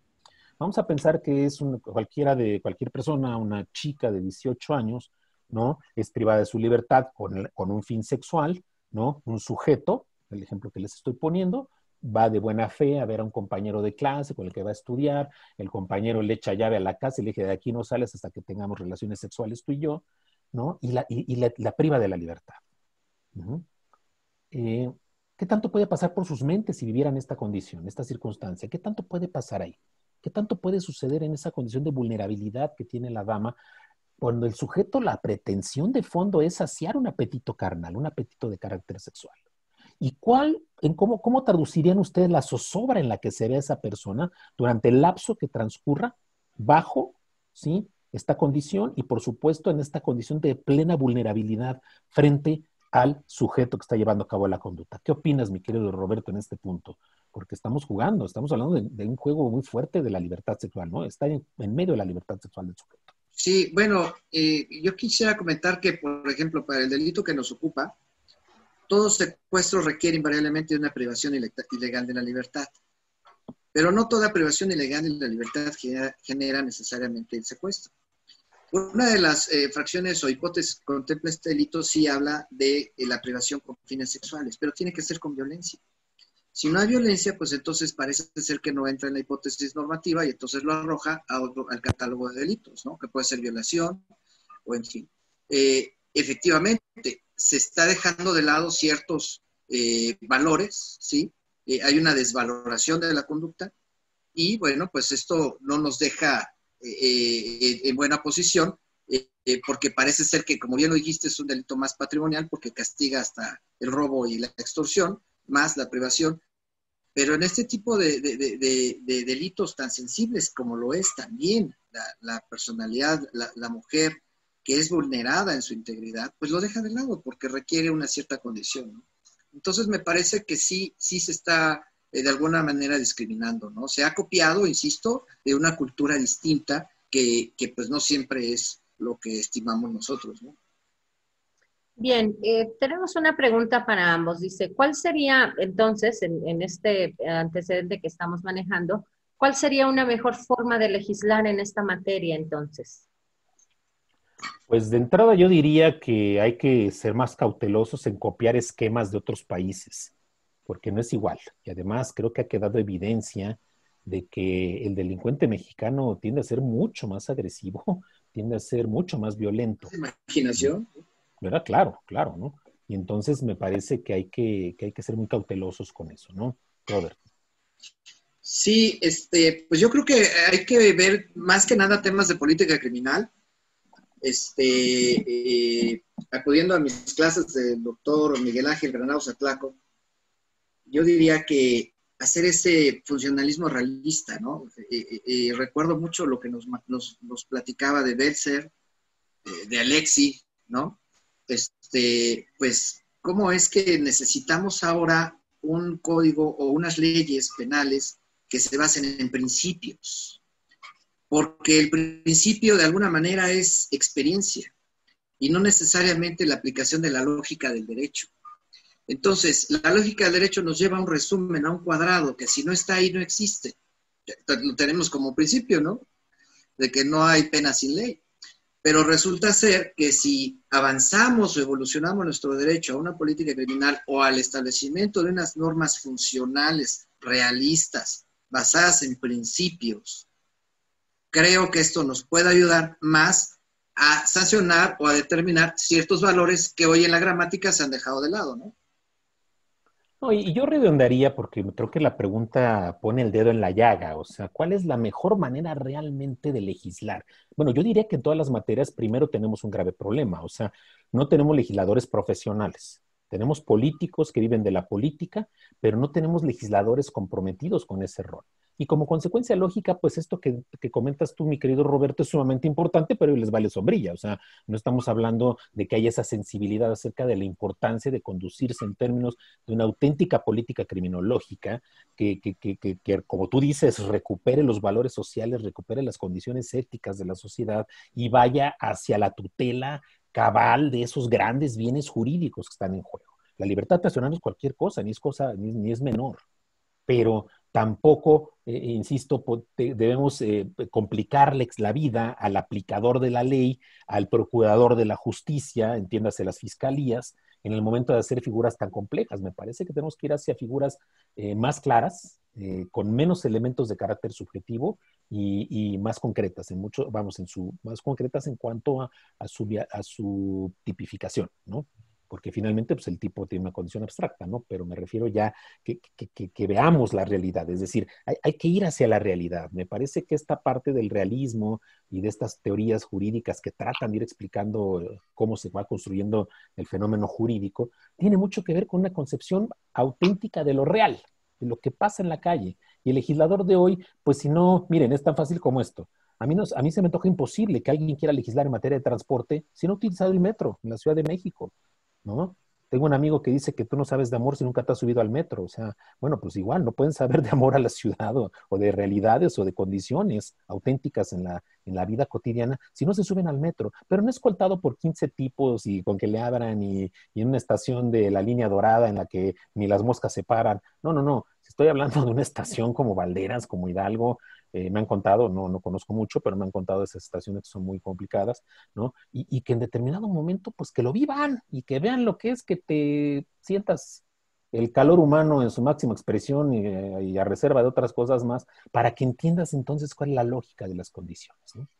Entonces, creo que es parte del problema, ¿no? Creo que necesitamos un legislador diferente. Si bien a lo mejor ellos hacen política, pues por lo menos que sí tengan buenos asesores, ¿no? Que sí sepan de lo que están hablando, ¿no? Porque si también el político le encanta poner de asesor a la que era su secretaria o al que era su chofer o a su compadre de borracheras, pues entonces es donde ahí tampoco hay mucho de donde avanzarle, ¿no? si me permites, quisiera comentarte una experiencia que tuve en algún momento, que recibimos a un grupo de legisladores de un partido, como dicen, cuyo nombre no quiero recordar, y nos habían pedido al despacho que les ayudáramos porque querían hacer una ley para ellos, digamos, que la querían sancionar en la Asamblea Legislativa en aquel momento, pero querían hacer una ley para que les facultara a esos legisladores de esa bancada tener su propio tribunal especial y poder sancionar a los mismos diputados o asambleístas que existían en ese momento. Entonces, cuando yo escucho esta situación, yo les digo, bueno, pero si ustedes leyeron en su momento la Constitución, pues se prohíben tribunales especiales. Entonces, ¿cómo podría yo proponerles a ustedes para que sancionen una ley, como ustedes le llaman, que se cree un tribunal especial para ustedes mismos? Cuando la verdad es que ustedes son un órgano de alguna manera administrativo, porque todavía no era constituyente, como tal, éramos un Estado diferente o anómalo, y que querían un tribunal especial. Entonces, pues creo que sí tenemos serias deficiencias en los perfiles de nuestros legisladores. Debo decir que uno de ellos, hoy me enteré por ahí que dirige algo de recursos energéticos, que no quiero ser preciso, pero pues no tienen ni idea de lo que están haciendo, ¿no? Entonces, pues, ¿qué te digo, doctor? Pues no hay mucho por donde en ese caso, contestando un poquito también una pregunta que está asociada a lo que estamos comentando de los perfiles de los legisladores. Yo que he trabajado en ambas cámaras, Cámara de Senadores, Cámara de Diputados, pues yo te puedo decir que a mí me tocó como senadora Irma Serrano, me tocó como senadora Silvia Pinal. Entonces digo, esto te puede hablar de los grandes perfiles. Y hay otros que, por supuesto, de muy buen nivel, gente de verdad seria, responsable en su práctica parlamentaria, pero lamentablemente volvemos a lo mismo. No basta, o sea, no basta con 1 o 2 legisladores si tienes un universo de 128 senadores, de 500 diputados, de donde pues lamentablemente no alcanzas a hacer gran cosa, ¿no? Simplemente hablemos de los niveles del conocimiento jurídico, porque si sí es importante. Yo sé que en toda democracia no se les puede exigir que tengan una carrera universitaria, pero sí podríamos generar ellos mismos con cierta voluntad política que se profesionalicen los espacios de asesoría atrás de ellos y que haya, digamos, una profesionalización por comisiones. Sabemos que el Congreso, cada cámara funciona en comisiones temáticamente, ¿no? Entonces, que así igual, que esos cuerpos de asesores ya estén ahí, digamos, sean gente que forme parte de la estructura, de la base, y que esos sean los que brinden su experticia, su conocimiento para ir atendiendo los grandes temas nacionales, ¿no? Gracias. Bien, tenemos varias preguntas. Vamos puntualizando. Roberto dice, en el caso de la comisión de diversos robos cometidos en un taxi, que han sido tipificados como secuestro express, ¿habría manera de encuadrarlos únicamente como robo y no como secuestro express? Bueno, es que lo establece como un lugar desprotegido, entra en esa hipótesis, porque además, y también entra en conflicto con otra parte que es la confianza que se le tiene. Uno se sube a un taxi con la confianza de que va a ser resguardado. Entonces, ya desde que existe la privación ilegal dentro de un servicio de transporte público y se comete la obtención de un beneficio económico, como lo es un robo, sea 1 o 3 o 4 o 5 cajeros, o como le llamen, entra en la hipótesis normativa del secuestro express. Bien. Doctor, ¿algo que agregar o continuamos con la siguiente pregunta? Bien. Dice aquí, mencionaron que el hecho de aumentar las penas no necesariamente trae consigo la disminución del delito de secuestro. Para ustedes, ¿qué medidas a corto y mediano plazo se podrían tomar para disminuirlo? Pues si me permite opinar, es un poco difícil. Yo he tenido el ejemplo, por ejemplo, de Alemania, y yo he visto que allí el secuestro le llaman como secuestro extorsivo, y el secuestro extorsivo alcanza penas hasta de cadena perpetua. Y sin embargo hay un secuestro simple, que la sanción que más alcanza es de 1 a 5 años de prisión. Entonces, por un lado, se está reduciendo la pena, y por el otro lado, en el caso de la privación de la vida, que es el de cadena perpetua, pues se ha buscado la manera de tomar el modelo finlandés, que es conciliar al autor del delito con la víctima. Ellos parten de que mientras menos lesiva sea la sanción, hay una mayor reinserción, porque no mezclan al delincuente con la escuela de delincuentes como lo es la cárcel, ¿no? Pero bueno, esto no siempre puede ser lo ideal. Y quiero recordar una experiencia que tuve en Chile. Fui a Santiago de Chile a una situación y platicaba yo con unos magistrados, unos jueces, hay unos ministerios públicos en un evento, y estábamos apenas con el tema del nuevo cambio de sistema, la acusatoria, el adversarial y el oral. Y entonces yo les decía que cuál había sido su experiencia, y ellos me decían, bueno, es que nosotros teníamos 3 cárceles, ya cerramos 2, nos queda una, y esa se ha vuelto una puerta giratoria. Lo segundo que hemos tenido es que se han contratado más policías. Entonces ahora ya abatimos un poco el desempleo porque tenemos más policías. Pero ahora el problema es que tenemos más delincuentes y tenemos menos fiscales, porque ya nadie quiere trabajar como fiscal y todos quieren trabajar como defensores privados porque les es más redituable por el tema de la puerta giratoria y por el nivel que alcanza ahora el valor o la fase probatoria. Entonces, si partimos de un sistema, ¿no? Que no está funcionando, y si a ese sistema le queremos poner la corona de las sanciones penales, pues tenemos que ver en este licuado de ideas, pues no solamente temas de política criminal, sino sí de cultura, saber si podemos llevarlo a un buen término, porque ya sabemos que aumentando las penas, pues no disminuyen, quizás se ocultan los delitos, pero ahí existen, ¿no? Bueno, aquí en México secuestraron hasta un candidato a la presidencia, ¿no? Un panista. Entonces, ¿acaso esa gente le dio miedo a la pena?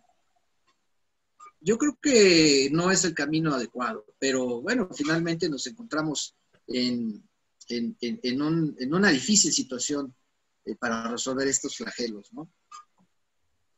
Yo nada más agregaría que tampoco hay que ser tan pesimistas, claro, creo que no hemos encontrado la fórmula más adecuada, pero avanzamos con un dato que comentabas, Roberto, el hecho de que efectivamente en tratándose esta clase de delitos no hay beneficios, ya vamos de gane, porque recordemos cómo la incidencia delictiva en otros casos, como el robo, por ejemplo, que también es un cáncer terrible y del cual, si mal no recuerdo, vamos a estar hablando el día de pasado mañana.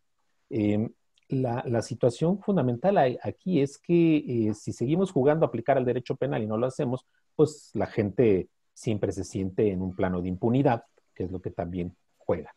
Entonces, no estamos convencidos de que sea la mejor manera poner estas grandes sanciones, pero creo que también hay que trabajar otras partes como sociedad, ¿no?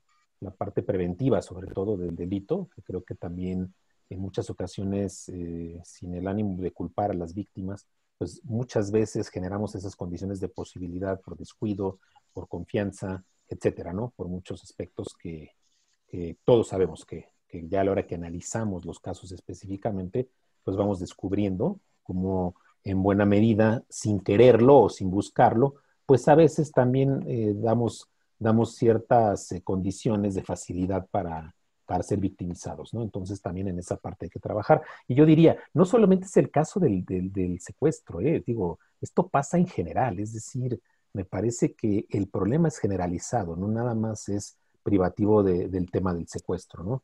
Sino que el incremento de las punibilidades, pues está probado que no ha funcionado. Eso es una realidad mundial, no es un caso mexicano, es una realidad mundial. Entonces, habrá que buscar otras fórmulas, tal vez habrá cosas que pudieran ser más, digamos, disuasivas para el caso de la ejecución de estos delitos. Yo pienso, por ejemplo, en algo que se hace en Estados Unidos, ahí sí puede ser que nos funcione de alguna manera, ¿no? El hecho de que tú negociar con los secuestradores es a su vez, en algunos estados de allá de la Unión Americana, es un delito, ¿no? Aquí también, si lo haces sin autorización de la familia. Pero allá hay lugares donde con o sin, o sea, no puedes, está completamente prohibida la negociación, ¿no? Y no sé si sea una fórmula que nos funcione, tal vez habría que repensarla, porque obviamente también, ¿qué sucede? Pues la gente se la juega, perdón, pero en una circunstancia como esa, tú sabedor de lo que está sucediendo, pues en un descuido te importa muy poco que se te impute a ti un delito, mientras vayas a la segura de que no se le vaya a lesionar o a dañar a la persona que está siendo privada de la libertad, ¿no? Hay que buscar más, hay que seguir buscando. Hemos avanzado poquitito, diría, poquito por el lado de impedir los beneficios de libertad, pero tenemos que ir trabajando. Gracias. Bien, voy a leer 2 preguntas que me parece que están relacionadas. Dice, ¿qué tan concreto es el aumento de la sanción? Vaya, ¿realmente se llega al análisis correcto de la norma? Si ya se observó que las sanciones altas de varios años en prisión para estos delitos no funcionan, ¿por qué no se han creado nuevas formas de sanciones? Y para ustedes, para ambos, ¿cuáles serían estas nuevas formas? Roberto, por favor. Gracias. Es una pregunta muy interesante. Yo quisiera recordar un libro que se llama Gobernar con el Miedo, y es de un autor americano justamente que habla de un escritor que se llama Doris Lessing, que en 1969 escribió un libro que se llama La ciudad de las cuatro puertas, donde describe en 1969 lo que está sucediendo ahora en Estados Unidos. Una restricción a los valores de la libertad, a los de la democracia, y un temor intenso al delito. Lo que ellos están haciendo es el gobierno está generando un miedo a la comisión del delito, pero no por la pena como tal, sino por la parte previa, que es lo que decía el doctor, a través de una investigación, a través de una prevención, pero no una prevención latina como la tenemos nosotros, con campañas televisivas y demás, sino una prevención realmente coercitiva. Allá un policía en Estados Unidos, tú vas circulando y con que te prendan la luz te tienes que parar, y si no te paras te puede hasta disparar. Entonces ya desde ahí ya viene el miedo precisamente a lo que pueda ser un delito o no. Entonces el ciudadano prefiere detenerse y someterse a lo que sea. Y si no lo hace, pues hasta balazos le dan, ¿no? Antes de saber si era culpable, si no era culpable, si tenía motivo, lo que hemos visto ahora con los chicos de raza moreno oscuro, que les disparan. Afroamericanos, mi querido Roberto. Que les disparan, sin ninguna, al parecer sin ninguna razón, ¿no? Entonces, yo creo que ahí esta parte de buscar la prevención del delito, de las facultades que hoy en día tiene la policía de investigación, pueden ayudar. Voy a regresar otra vez al tema de Alemania porque lo tengo muy presente, pero allá hacen mucho una especie de investigación previa. Las policías tienen una investigación o unos métodos de investigación que ya saben, bueno, tienen un sistema donde saben cuándo fuiste al dentista, cuándo entraste al país, cuál es tu número de teléfono, tu tarjeta de crédito, cuándo la usaste, en qué escuela estás, a dónde te fuiste de vacaciones, qué teléfonos marcas, todo lo saben, todo lo saben. Tuve la experiencia de que en algún momento, estando viendo algunas cosas, de repente estábamos ahí platicando, llegan unas personas, se identifican como el buró de investigaciones, digamos, y estaba un profesor ahí y sin más le dicen, oiga señor, queremos hablar con usted se metió a una página de internet donde encontró la fórmula para preparar una bomba. Entonces queremos investigar, queremos saber por qué. Pues no, pues él espantadísimo dijo, bueno, pero es que yo soy maestro y yo no busqué cómo hacer una bomba, me llegó de internet, pero yo lo que quería era explicar mecanismos de ta. Pero nada que ver con la elaboración. Ah, bueno, pues tiene usted una cita en la comisaría porque vamos a hablar con usted. Entonces, esa parte de la función policial preventiva, pues puede funcionar aquí, pero no sé si esté acorde a nuestra cultura, ¿no? Sin embargo, tratándose de delitos de secuestro, me puse a investigar y en el 2015 bajaron su tasa a 49 delitos de secuestro. Yo quiero saber cuántos tenemos aquí. Entonces, la prevención sí funciona más allá de la sanción y más allá del modelo americano, que es a través de la policía que te ordena y si no te elimina. Allá tienen una parte de investigación que es como el Big Brother, que controlan todo, ¿sí? Pero parece que les ha funcionado. Son sociedades libres, al fin y al cabo, ¿no? Entonces, creo que tenemos que buscar esa parte previa antes de llegar a lo último, a lo final, ¿no? Me parece que todo esto está de la mano con el respeto que le tiene cada población a la autoridad, ¿no? Que esto es algo que hemos comentado en otros eventos que en nuestro país se ha perdido. Doctor Granados, ¿algo que desea agregar? No, vamos bien, correcto, sin problema, sí. Bien, tenemos otra pregunta que se nos quedó muy arriba en el chat, voy a hacer lectura, es un caso específico, dice, ¿qué pasa si la persona que ha sido secuestrada no sabe que está siendo secuestrada? Es decir, Un ejemplo, se va de vacaciones o va a una salida con el novio, con alguna otra persona, y mientras esta persona está en el paseo, no sabe que están pidiendo rescate por ella. Bueno, es que técnicamente no está secuestrada. Esa es la Porque simulación. no, exacto, exacto, es una cuestión de simulación que efectivamente sí se considera más en el plano de la extorsión, porque no hay la privación de la libertad como tal, sino que se simula el haber llevado a cabo la privación de la libertad, la persona lo desconoce. Hay muchos casos así que le llaman secuestro virtual también, que en realidad no es la forma adecuada de calificarle, porque insisto, no hay privación de la libertad para nadie, ¿no? Lo que sucede es que se simula esta condición, se valen de que el otro lo cree o acredita. Efectivamente, he sabido de casos en los que, por ejemplo, a la supuesta víctima de alguna manera le desposean de su celular y luego, para evitar que puedan tener contacto con las personas que pueden estar interesadas en corroborar si efectivamente se encuentra privada de la libertad, al no tener contacto con la persona, deciden atender las exigencias de los extorsionadores. Pero en eso ahí nos vamos a otro delito. El delito es extorsión, no es secuestro. Roberto. No, yo quiero agregar nada más que esa parte viene en el artículo 13 y 14 de la Ley de Prevención del Delito de Secuestro, y habla de la simulación. Cuando la simulación es cometida por una familia y un familiar puede ser cercano y no se obtiene nada, pues lo único que se aplica son jornadas de trabajo. Pero cuando la simulación es por otra persona, lo mismo que obtenga o no un beneficio, la pena puede llegar hasta los 16 años, de 4 a 16 años. Entonces, en ambos casos, ese secuestro virtual tiene una sanción, una mínima y una máxima, y en algún momento llegó a establecerse dentro de las reformas que tuvo, dentro de las 10 reformas que tuvo este delito, que este delito de simulación por un familiar era hasta de querella. Pero hoy en día ya todos son de oficio.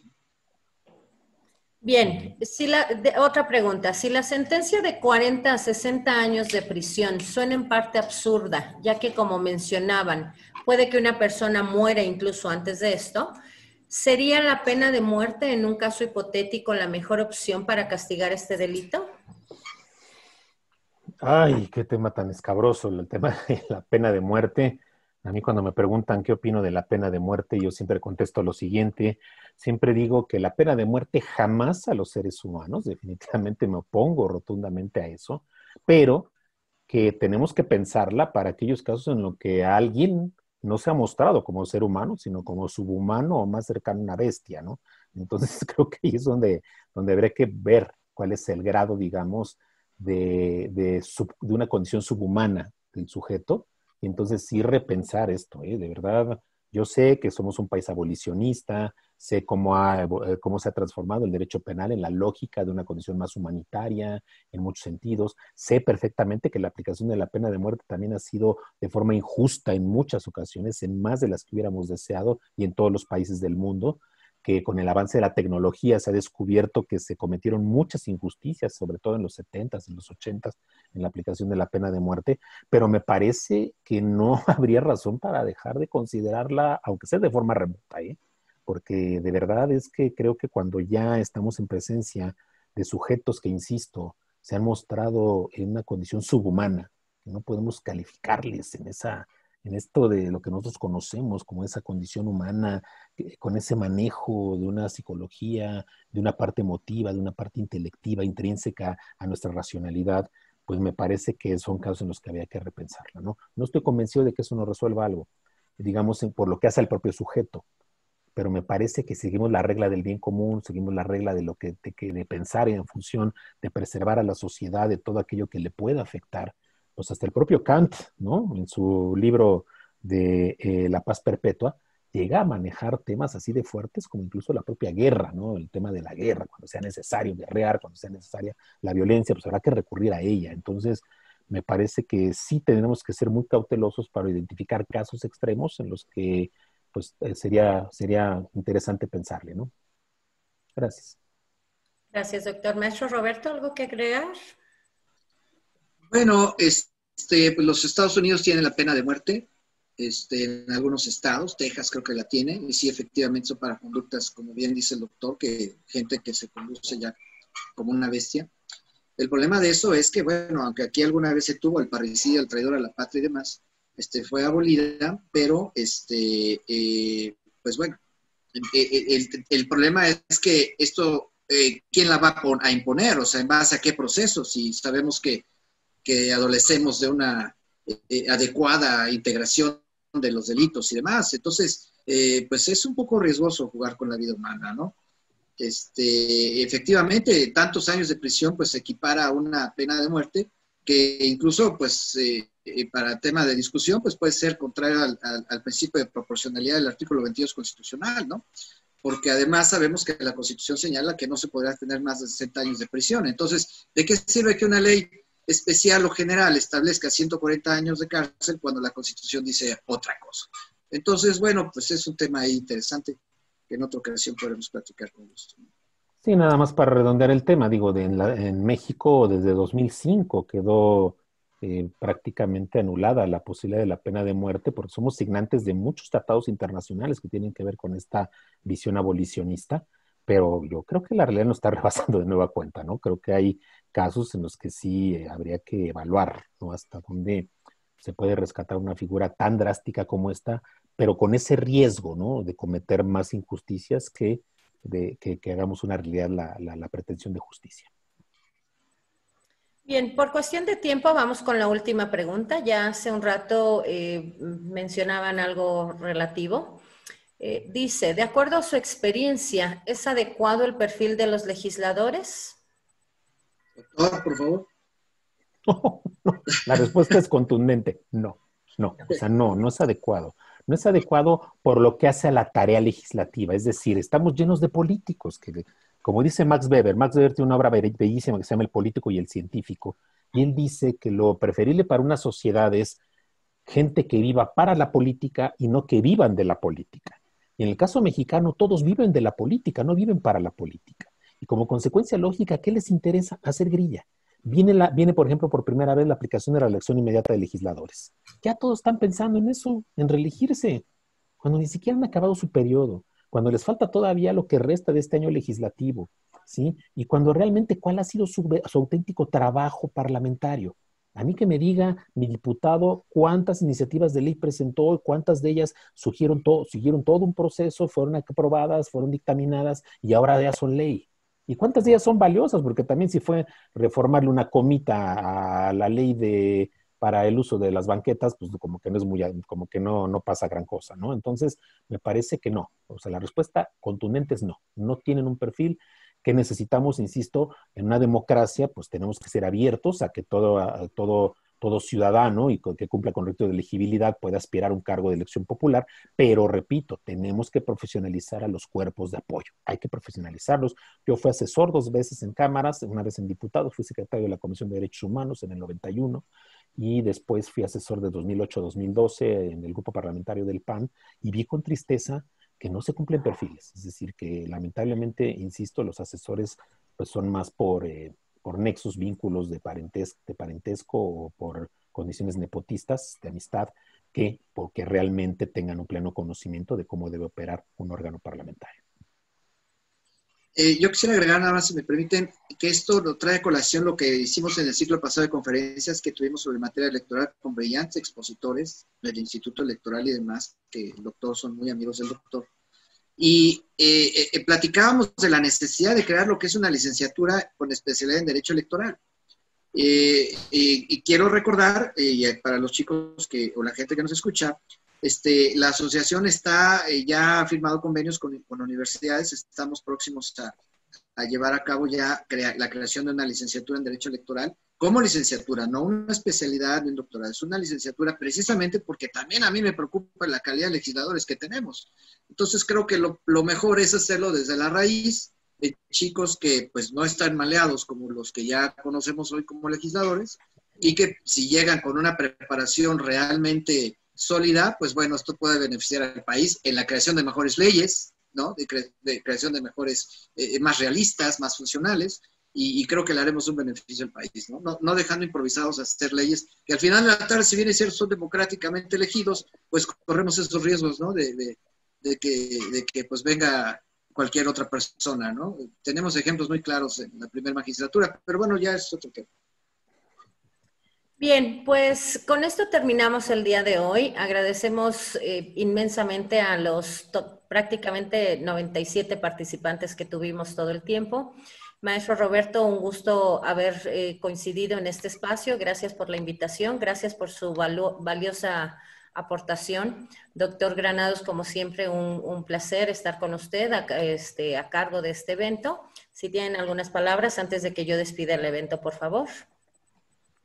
Mi querido Roberto. No, pues nada más agradecerles a todos su participación, su constante participación, porque veo que no ha bajado el nivel de los participantes. El promedio ha sido muy bueno. Y pues invitarlos a todos ustedes que nos acompañen. Mañana viene otro ciclo de conferencias, bueno, de aquí hasta el viernes.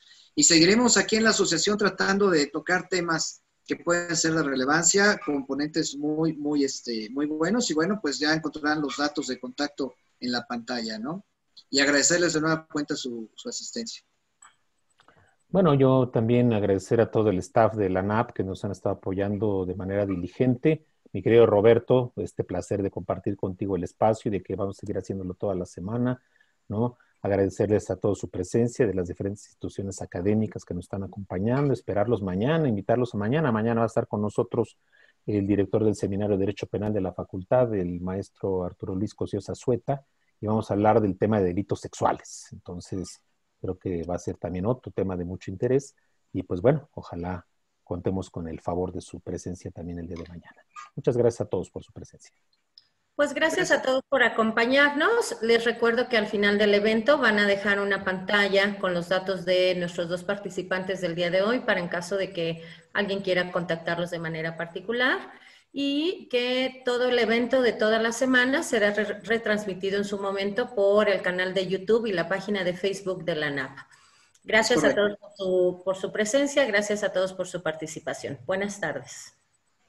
Buenas tardes, gracias. Gracias, buenas tardes.